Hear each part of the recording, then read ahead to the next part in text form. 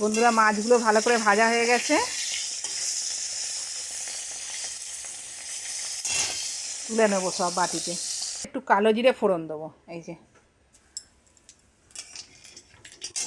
আর এখানে আলু, পেঁপে আর অল্প একটু কচু সব কেটে রেখেছি। অল্প পেঁপে, অল্প কচু আছে, আলুটা বেশি আছে, ওগুলো দিয়ে দেবো।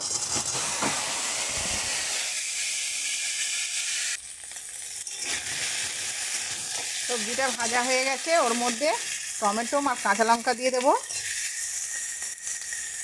আর এই যে গুঁড়ো মশলাটা, নুন, হলুদ, লঙ্কা আর জিরে ধুনো গুঁড়ো, এই দিয়ে দেবো। দিয়ে একটু জল দিয়ে কষিয়ে নেবো।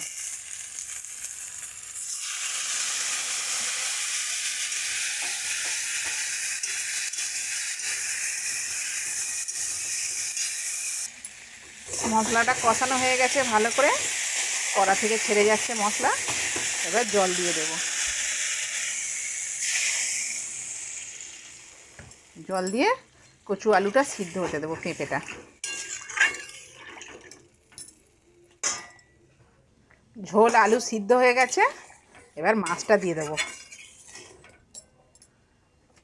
মাছগুলো দিয়ে একটু ভালো করে ফুটিয়ে নেব।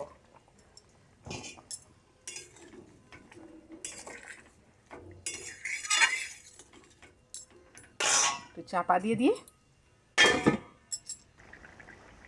ঝোল হয়ে গেছে আমাদের, এবার ঢেলে নেব। দেখুন বন্ধুরা, কচু, পেঁপে, আলু দিয়ে মাছের ঝোল করেছি পাতলা করে।